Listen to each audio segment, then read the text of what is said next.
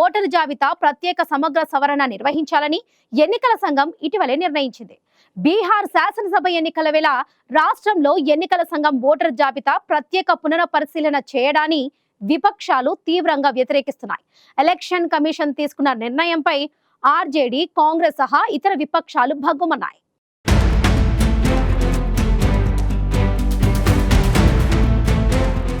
బీహార్లో ఓటరు జాబితా ప్రత్యేక సమగ్ర సవరణ నిర్వహించాలని ఎన్నికల సంఘం ఇటీవలే నిర్ణయించింది.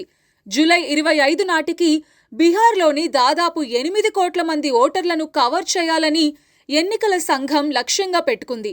ఓటరు జాబితాలోని అనర్హుల పేర్లను తొలగించి అర్హత కలిగిన ఓటర్లు చేర్చాలని ఈసీ నిర్ణయం తీసుకుంది. ఎస్ఐఆర్ కోసం 11 ఆమోదయోగ్యమైన గుర్తింపు పత్రాల జాబితాను ఈసీ ప్రకటించింది. పిఎస్యు ఉద్యోగుల గుర్తింపు లేదా పెన్షన్ కార్డులు 1987 జూలై 1కి ముందు ప్రభుత్వం జారీ చేసిన సర్టిఫికేట్లు, జనన ధృవీకరణ పత్రాలు, పాస్పోర్ట్లు, ఎడ్యుకేషన్ సర్టిఫికెట్స్, కుల నివాస ధృవీకరణ పత్రాలు, ఎన్ఆర్సీ పత్రాలు, అటవీ హక్కుల ధృవీకరణ పత్రాలు, కుటుంబ రిజిస్టర్లు, ల్యాండ్ హౌస్ అలాట్మెంట్ సర్టిఫికెట్లు ఉన్నాయి. ఈ జాబితాలో ముఖ్యంగా Aadhaar card, PAN card, driving licence లేదు. ఇవన్నీ దేశ పౌరులు సాధారణంగా ఐడెంటిటీ ప్రూఫ్గా ఉపయోగించే పత్రాలు. ఈ నేపథ్యంలో ఈసీ నిర్ణయంపై విపక్షాలు మండిపడుతున్నాయి. ఎలక్షన్ కమిషన్ తీసుకున్న ఈ నిర్ణయంపై ఆర్జేడీ, కాంగ్రెస్ సహా విపక్షాలు భగ్గుమన్నాయి. ఈసీపై మండిపడ్డాయి. బీహార్లో అసెంబ్లీ ఎన్నికలు జరిగే వరకు ఓటరు జాబితా ప్రత్యేక సమగ్ర సవరణ ప్రక్రియను నిలిపివేయాలని ఆర్జేడీ నాయకుడు, విపక్ష నేత తేజస్వి యాదవ్ ఎన్నికల సంఘాన్ని కోరారు. ఎక్కువ మంది ఓటర్ల వద్ద ఉన్న ఆధార్, ఎంఎన్ఆర్ఈజీఏ జాబ్ కార్డులను గుర్తింపు పత్రాలుగా అంగీకరించకపోవడం వల్ల ఓటర్లు అసౌకర్యానికి గురవుతున్నారని తేజస్వి యాదవ్ అన్నారు. బయోమెట్రిక్ ధృవీకరణ తర్వాత జారీ చేసిన ఆధార్ కార్డులను ఓటరు ఐడీలకు లింక్ చేయాలని ఈసీనే గతంలో చెప్పిందని, అయినప్పటికీ ఆధార్ను గుర్తింపు కార్డుగా అంగీకరించకపోవటం కలవరపెడుతోందని తేజస్వి యాదవ్ అన్నారు. 2003లో జరిగిన మునుపటి దేశవ్యాప్త ఓటరు జాబితా ప్రత్యేక సమగ్ర సవరణకు భిన్నంగా ఆసారి సవరణను బీహార్లో మాత్రమే ఎందుకు నిర్వహిస్తున్నారని తేజస్వి యాదవ్ ఈసీని ప్రశ్నించారు. ఎన్నికల సంఘం చేస్తున్న ఎస్ఐఆర్పై అనేక అనుమానాలు ఉన్నాయని అన్నారు. ఓటరు గుర్తింపు కోసం అడిగిన 11 పత్రాలు చాలా మంది వద్ద లేవన్నారు. దీనివల్ల కోట్లాది మంది పేదల పేర్లు ఓటర్ల జాబితా నుండి తొలగిపోయే ప్రమాదం ఉందని తేజస్వి యాదవ్ ఆందోళన వ్యక్తం చేశారు. చాలా మంది పేదల దగ్గర ఆధార్ కార్డ్, ఎంజీఎన్ఆర్ఈజీఏ కార్డ్ లేదా రేషన్ కార్డు మాత్రమే ఉన్నాయని, ఈ 3 కాకుండా మిగిలిన 11 డాక్యుమెంట్లు ఎవ్వరి వద్ద లేవని తేజస్వి యాదవ్ పేర్కొన్నారు.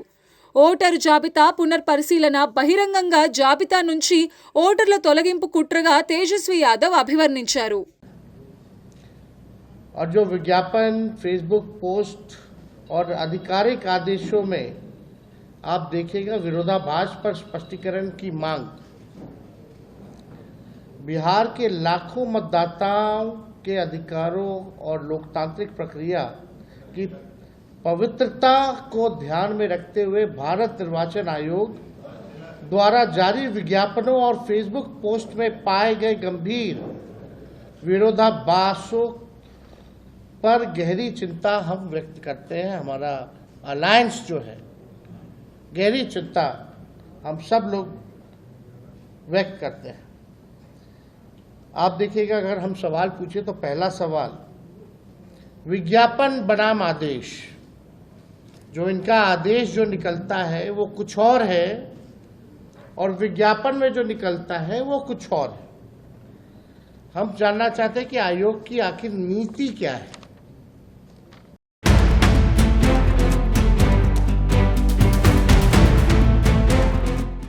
మహారాష్ట్ర అసెంబ్లీ ఎన్నికల తరహాలోనే బీహార్లోనూ పునరావృతం చేయాలని కేంద్రంలోని ఎన్డీఏ ప్రభుత్వం చూస్తోందని లోక్సభ ప్రతిపక్ష నేత రాహుల్ గాంధీ ఆరోపించారు.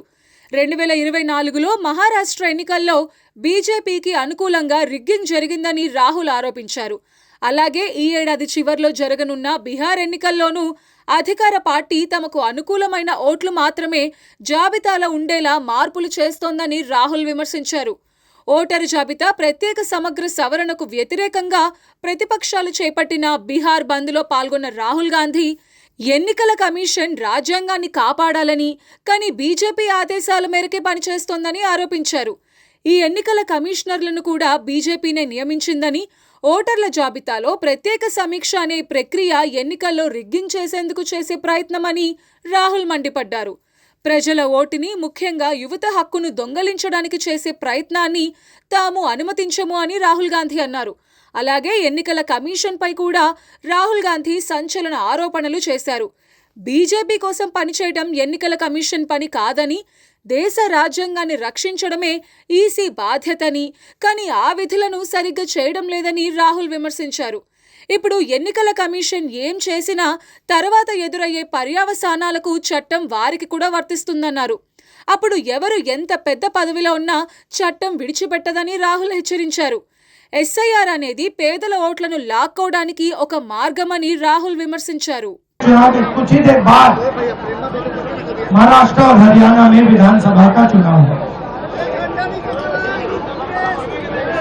लोकसभा के चुनाव में महाराष्ट्र में इंडिया गठबंधन मेजॉरिटी लेके आए, जीत के आया, और विधानसभा के चुनाव में कुछ ही महीने बाद इंडिया गठबंधन बुरी तरह हारा। उस समय हमने कुछ ज्यादा बोला नहीं, मगर हमने काम शुरू किया। 21वीं सदी है, डेटा की सदी है, डेटा की सेंचुरी है। हमने डेटा देखना शुरू किया, और जैसे ही हमने डेटा देखना शुरू किया, हमें पता लगा कि लोकसभा में और विधानसभा में 1 करोड़ नए वोटर शामिल हुए। मतलब ఓటరు జాబితా ప్రత్యేక సమగ్ర సవరణ నిర్వహించాలన్న ఎన్నికల సంఘం నిర్ణయం బీహార్లో ప్రకంపనలు రేపింది. ఆమోదయోగ్యమైన గుర్తింపు పత్రాల జాబితా నుంచి ఆధార్ని మినహాయించాలనే అంశంపై వివాదం రేగింది. ఈ నేపథ్యంలో భారత విశిష్ట గుర్తింపు ప్రాధికారి సంస్థ సీఈఓ భువనేష్ కుమార్ ఆసక్తికర వ్యాఖ్యలు చేశారు. ఆధార్ ఎప్పుడూ తొలి గుర్తింపు కాదని భువనేష్ కుమార్ అన్నారు. నకిలీ ఆధార్ కార్డుల సృష్టిని కట్టడి చేసే మార్గాలు అన్వేషిస్తున్నామని భువనేష్ కుమార్ తెలిపారు. ఆధార్ కార్డులు క్యూఆర్ కోడ్ ద్వారా అంతర్నిర్మిత భద్రతా యంత్రాంగాన్ని కలిగి ఉన్నాయని తెలిపిన భువనేష్ కుమార్, తాము జారీ చేసిన అన్ని కొత్త ఆధార్ కార్డులపై క్యూఆర్ కోడ్ ఉంటుందన్నారు. యుఐడిఏఐ ఆధార్ క్యూఆర్ స్కానర్ని అభివృద్ధి చేసిందని, ఈ యాప్తో క్యూఆర్ కోడ్లో పొందుపరిచిన దానితో ఆధార్ కార్డు వివరాలను సరిపోల్చవచ్చన్నారు. అలాగే ఎవరైనా నకిలీ ఆధార్ కార్డులను తయారు చేస్తుంటే సులభంగా గుర్తించవచ్చని, అలాగే నకిలీ ఆధార్ కార్డుల జారీని ఆపవచ్చని భువనేష్ కుమార్ తెలిపారు.